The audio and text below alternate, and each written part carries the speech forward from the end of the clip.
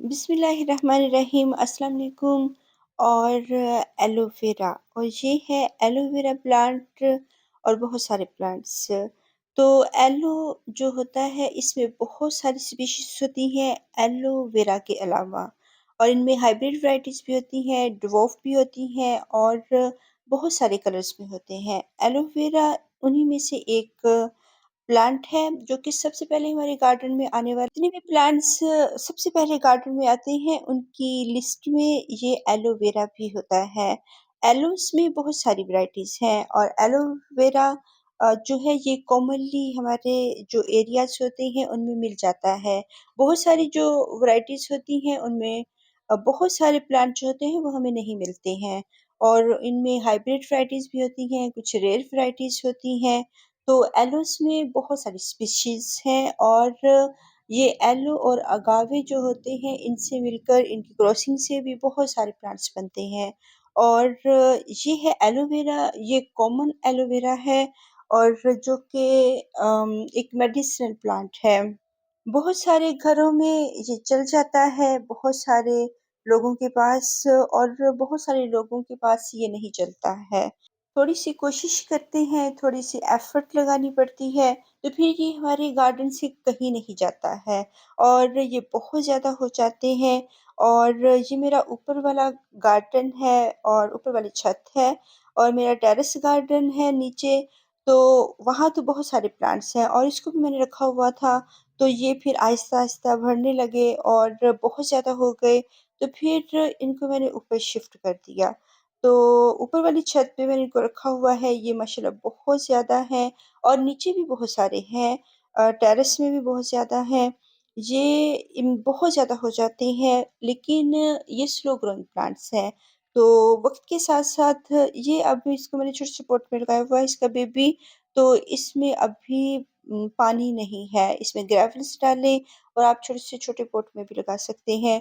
और इनकी जो सर्दियों में स्टॉक्स आती हैं, फ्लावरिंग स्टॉक्स, अब मार्च के मंथ में ये फेड हो रहे हैं और कुछ अभी फ्लावर्स आ रहे हैं और कुछ के सीड्स बन रहे हैं और कुछ की ये जो स्टॉक्स हैं ये ब्राउन होकर अब ख़त्म हो रही हैं।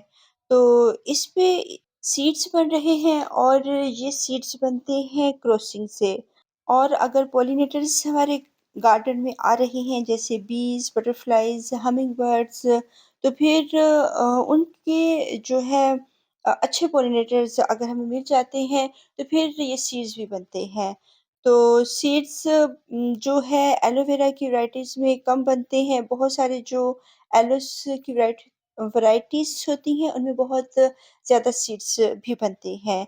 जैसे एक मेरा वोकेंसियाई एलो है और ट्री एलो है, उसके बहुत ज़्यादा सीड्स बनते हैं। तो इनको सीड से भी ग्रो किया जाता है और इनके बेबीज़ से भी किया जाता है, और जो बेबीज़ से हमें बहुत सारे इसके ऑफसेट हासिल हो जाते हैं, वो बहुत उससे हमारे गार्डन भर जाता है। तो इसके ऑफसेट से इसकी प्रोपगेशन बहुत ईज़िली हो जाती है, और अगर एक प्लांट हम बाय करते हैं तो 6 इयर्स में ये बहुत ज़्यादा हो जाते हैं और गार्डन भर जाता है, और बाज़ औक़ात हम इनकी प्रोपगेशन करना भी छोड़ देते हैं। तो इनको आप छोटे से पॉट में भी लगा सकते हैं और बिग स्पेस भी इसको दे सकते हैं, बहुत बिग स्पेस दे सकते हैं।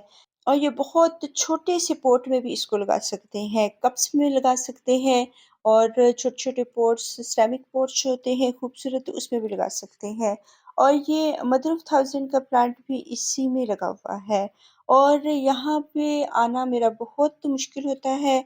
ऊपर वाले जो छत है, इस ये जो सारे ही प्लांट्स हैं, ये बारिशों पर पड़े हुए हैं, यानी कि बारिशों के पानी से ही जो है ये चल रहे हैं। बहुत अगर गर्मी थी जैसे जून के मंथ की और जुलाई के मंथ की, तब मैंने इनको आकर वॉचिंग की थी, तब बारिशें नहीं हो रही थी। तो मई और जून के मंथ में आपको इनको वॉचिंग करनी पड़ती है। 20 डेज़ के बाद कर दें, अगर छोटा पॉट है तो आप 15 डेज़ के बाद भी कर सकते हैं।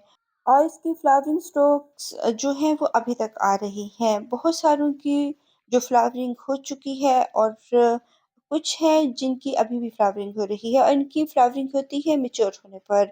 अगर हम छोटा-सा बेबी लेकर आते हैं और हम कहें कि वो इसकी फ्लावरिंग शुरू हो जाए तो ऐसा नहीं होगा। उसको हम 2 इयर्स तक अपने गार्डन में रखेंगे तो फिर इसकी फ्लावरिंग स्टार्ट हो सकती है और फिर हर साल ही फ्लावरिंग होती है। ये मेरा नीचे का टेरेस है और जब बहुत ज़्यादा प्लांट्स होने शुरू हो गए और बहुत एलोवेरा के भी बहुत ज़्यादा हो गए तो फिर इनको मैंने ऊपर रख दिया है। तो इसकी जो है हम बहुत ज़्यादा प्रोपेगेशन कर सकते हैं और इसका जो एरिया होगा वो इसको ईस्ट की धूप आती है और जो है फिर साउथ की जो है थोड़ी देर के लिए धूप आती है और गर्मियों की थोड़ी-सी धूप आती है और फिर वेस्ट की जो है वो धूप थोड़ी-सी आ जाती है। लेकिन साउथ की जो धूप होती है, जो सारा दिन धूप रहती है, उसमें ये बिल्कुल नहीं पड़े हुए। ये वेस्ट है, यहाँ से थोड़ी-सी धूप आती है और फिर बस और ये जो प्लांट है, इसको थोड़ी ज़्यादा धूप आ रही है और जिसकी वज़ह से इसका जो कलर है, वो रेड हो जाता है और पिंकिश कलर में ये हो जाते हैं। और जो पड़े हुए होते हैं हमारे शेडी एरिया में, उनके कलर्स ग्रीन-ग्रीन होते हैं और जो धूप वाले एरिया में पड़े हुए होते हैं, उनके कलर्स थोड़े पिंक कलर के और डार्क हो जाते हैं। और उनके ये तो थोड़ी-सी छत पे पड़ा हुआ है और यहाँ पे मेरे पेबल्स वगैरह पड़े हुए थे, ग्रेवल्स जो मैंने मँगवाए थे, वो कैट्स ने उनके ये जो सैक हैं, बिल्कुल ही ख़राब कर दिए हैं, कट कर दिए हैं और इसमें से तमाम ही मेरे पेबल्स, ग्रेवल्स नीचे गिर गए हैं। तो जहाँ पे कैट्स वगैरह आती हैं और ओपन एरियाज़ होते हैं, वहाँ पे फिर बहुत सारे प्लांट्स, बहुत सारी चीज़ें हमारी खराब भी होती हैं।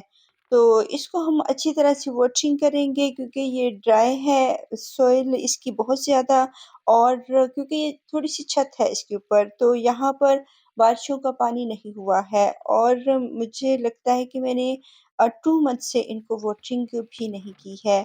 तो इस तरह फिर ये प्लांट बहुत थर्स्टी है और जब ये बहुत थर्स्टी होता है, तो फिर इसकी जो लीव्स अपर जो इसकी टिप्स होती हैं, जो इसके लीव्स की टिप्स होती हैं, वो ब्राउन होती हैं, क्रिस्पी होती हैं और फिर वो थोड़े-से ड्राई हो जाते हैं, लेकिन ये मरते नहीं हैं। अगर 2 मंथ्स तक मैंने इनको वाटरिंग नहीं की है, बारिशें हुई हैं, बहुत तेज़ बारिशें भी हुई हैं, तो फिर इसको वाटरिंग हो जाती थी। लेकिन जो थोड़ी स्लो रेन्स होती हैं, वो इनके ऊपर नहीं पड़ती हैं, जबकि ये ओपन एरिया में पड़े हुए हैं, जो ये वाले हैं, तो इनके ऊपर बारिशें होती रहती हैं। मेरा एक पॉट वो थोड़ी छत के नीचे है, जिसकी वजह से इसको प्रॉपर पानी नहीं मिलता है। तो उसको 15 डेज़ के बाद अगर मैं वाटरिंग कर दूँ, तो वो भी बहुत अच्छा-सा खूबसूरत और भरा-भरा सा लगना शुरू हो जाए। और ये प्लांट जो होता है, ये ओवर वाटरिंग से मरता है।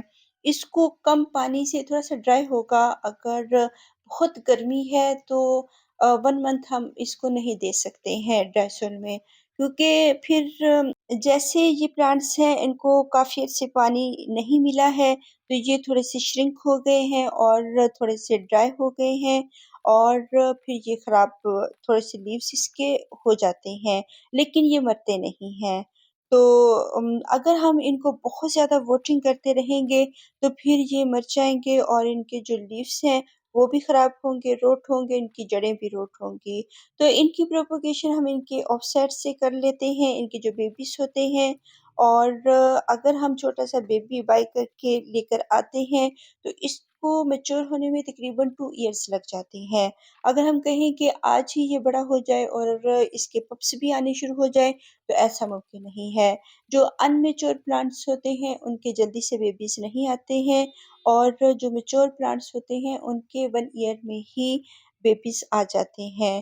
तो जिनकी रूट्स हैं, उन पर कैलस लाना ज़रूरी नहीं है, लेकिन जो रूट्स के बगैर कट करके हम कटिंग्स के तौर पे लगाते हैं, तो फिर उन पर कैलस लाना ज़रूरी होता है। इसको हम थोड़े दिनों के लिए 2-3 दिन के लिए कैलस लाते हैं या ड्राई सॉइल में रख दें और फिर वाटरिंग 2-3 दिन ठहर कर वाटरिंग कर दें। तो इसको हम अब नीचे लेकर जाएँगे अपने प्लांट्स को और ये मेरा टेरेस है, इस पे हम लगाएँगे इसको इन प्लांट्स को। तो छोटे-छोटे बेबीज़ जो ऊपर से मैं ऊपर वाली छत से हार्वेस्ट करके लाई हूँ, तो नीचे जो पड़े हुए प्लांट्स ये आप देख सकते हैं कि ये थोड़े ग्रीन है क्योंकि ये ग्रीन नेट के नीचे पड़े हुए हैं और पानी हमने इसको भी बहुत कम देना है। ये नहीं है कि अगर प्लांट्स धूप में रखे हुए बहुत ज़्यादा धूप में हम इनको नहीं रख सकते हैं। अगर सनी एरिया में रख रहे हैं 2-3 घंटों की जो सनलाइट है, तो फिर इनके लिए लीव्स थोड़े-से पिंक होते हैं, थोड़े-से ड्राई होते हैं और लेकिन ये वहाँ भी हैप्पी ही रहते हैं। तो अगर हमने इनको शेड के नीचे रखा हुआ है और बहुत सारे पॉट्स में मेरे एलोवेरास हैं, इनके इनका एक बेबी लें और किसी न किसी पॉट के अंदर रख दें, तो वहाँ पर फिर ये अगर 1-2 साल में मदर प्लांट बन जाते हैं, तो इनमें बहुत सारे बेबीज़ बन जाते हैं इनके। और एक ये जो बास्केट है वेस्ट कोई पॉट लें, उसके अंदर आप इसको रख दें, बस रखना ही होता है। सॉइल के अंदर करके अगर लगा रहे हैं, तो इसको हमने फ़ौरन वाटरिंग नहीं करनी। इसको फिर हम 2-3 दिन ठहर के वाटरिंग करेंगे और फिर इसके बाद हर 15-20 डेज़ के बाद वाटरिंग करेंगे, सॉइल को ड्राई रखेंगे। स्पेस हम जितनी भी दे सकते हैं, ये ऊपर से मैं इसको कट करके लेकर आई हूँ नीचे और ये तमाम ही इसकी जो बेबीज़ हैं और अब हम इनको लगाएँगे। तो जो ऊपर छत पे रखे हुए प्लांट्स उनको भी वाटरिंग बहुत कम मिलती है और जो नीचे रखे हुए हैं, उनको भी बहुत कम वाटरिंग मिलती है। यहाँ पे इस कॉर्नर में भी एक टब में मेरे बहुत सारे एलोस लगे हुए हैं और वो कैट ने ही खराब किए हैं। अब 1-2 रह गए हैं, तो आप इसको किसी भी पॉट में रख सकते हैं, सिर्फ़ ऊपर सॉइल के ऊपर रख दें, तो ये अपनी खुद ही जड़ें बना लेते हैं। अगर सॉइल के अंदर भी आप लगाते हैं तो इनको 2-3 दिन के लिए वाटरिंग ना करें, फिर हर 15-20 डेज़ से सॉइल को ड्राई रखें और वाटरिंग कर दें। ये जब मरेंगे तो पानी से ही मरेंगे, ओवर वाटरिंग से मरेंगे। अगर हम इनको शेडी एरिया में रखते हैं, इनके कलर्स ग्रीन होते हैं और अगर हम इनको धूप वाले एरिया में रखते हैं, सनी एरिया में, तब इनके लीव्स पिंक हो जाते हैं और ब्राउन कलर में हो जाते हैं। बहुत हार्श धूप में नहीं रख सकते हैं। जैसे कि आप 48 टेम्परेचर में इसको बहुत ज़्यादा धूप में ना रखें और अगर हिल एरियाज़ हैं तो ये सारा साल धूप में ही पड़े रहते हैं। वहाँ पे इतनी धूप नहीं होती है। आप का जो एरिया है आप उसके हिसाब से प्लांट्स को रखते हैं। अगर बहुत ज़्यादा सर्दी वाला एरिया है और वहाँ पे ड्यू ड्रॉप्स और माइनस टेम्परेचर चला जाता है, तब भी आप इसको आउटडोर ना रखें। वहाँ की धूप में आप रख सकते हैं और फिर भी जो हिल एरियाज़ और माइनस टेम्परेचर चला जाता है, वहाँ भी हम इनको इंडोर ही रखेंगे। किसी छत के नीचे रख दें और वो आउटडोर ही एरिया होना चाहिए, जहाँ पे अच्छी वेंटिलेशन का इंतज़ाम हो। और अगर हवादार एरिया है और सनी एरिया है, आस-पास इसके हियर एंड देयर जो है धूप आनी चाहिए। तो ये प्लांट्स चलते रहते हैं और किसी भी वेस्ट जो बकेट होती हैं, कुछ बॉटल्स होती हैं पुरानी, उन्हीं के अंदर मैंने इनको लगाया हुआ है और सिर्फ़ लीव्स में भी लगाया हुआ है सॉइल नहीं भी है तब भी लगाया हुआ है, थोड़ी-सी सॉइल है तब भी ये चल रहे हैं। इनको ज़्यादा फर्टिलाइज़र की ज़रूरत भी नहीं होती। अगर आपने इनको फर्टिलाइज़ करना है तो जो दूसरे प्लांट्स को हम लिक्विड फर्टिलाइज़र देते हैं, वो इसको भी दे सकते हैं। लेकिन इसको इतनी फर्टिलाइज़र की ज़रूरत नहीं होती।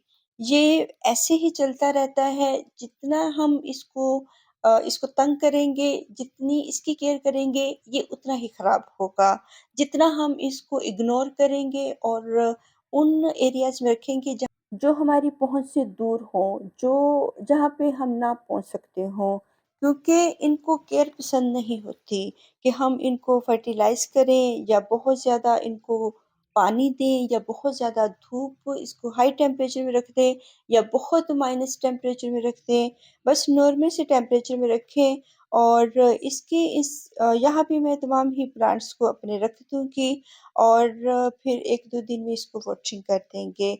ज़रूरी नहीं है कि एलोवेरा को लगाने के बाद फ़ौरन वाटरिंग की जाए क्योंकि इसकी कुछ रूट्स हैं और कुछ की जो हैं वो सिर्फ़ कटिंग्स हैं, तो वहाँ पे कैलस आ जाएगा 1-2 दिन में, तो फिर हम इसको वाटरिंग कर देंगे। तो फिर भी इसको वोटिंग करने के बाद हमने फिर जो नेक्स्ट वोटिंग करनी है, वो 15-20 डेज़ से पहले नहीं करनी है। और अगर बहुत सर्दी है तो 1 मंथ तक कोई ज़रूरत नहीं होती इसको वोटिंग करने की। और बहुत ज़्यादा धूप में ना रखें, अगर बहुत ज़्यादा धूप में भी है, फिर भी पानी को कंट्रोल करें। और जो बहुत शेडी एरिया में है, उनकी तो वोटिंग वैसे ही लेस हो जाएगी। तो लो मेंटेनेंस प्लांट है, ये जितना हम इसको कहें कि ये जल्दी-जल्दी बढ़े और जल्दी-जल्दी बेबीज़ भी आए, जल्दी-जल्दी वॉचिंग करे, उतना ही ये डाउन जाना शुरू हो जाता है। और जितना हम इसको इग्नोर करते हैं, उतना ही ये फिर बहुत बढ़ता है। इसके बहुत सारे पप्स आते हैं। अब ये एक टब में मैंने लगाए हुए हैं, छोटे-छोटे मैंने बेबीज़ लगाए थे। अब ये मदर प्लांट्स बन चुके हैं और नीचे भी इनके बहुत ज़्यादा जो है इनके बेबीज़ हैं। ये एक मेडिसिनल प्लांट है और इसकी जो जेल होती है वो हम रूटिंग हार्मोन्स के तौर पर यूज़ कर सकते हैं। और इसके अगर छोटे-छोटे पीस करके इसके लीव्स के, तो इसकी इसकी लिक्विड फर्टिलाइज़र बनाएँगे और वो तमाम प्लांट्स को हम दे सकते हैं और यही हम पेस्टिसाइड के तौर पे भी यूज़ कर सकते हैं। अल्लाह हाफ़िज़।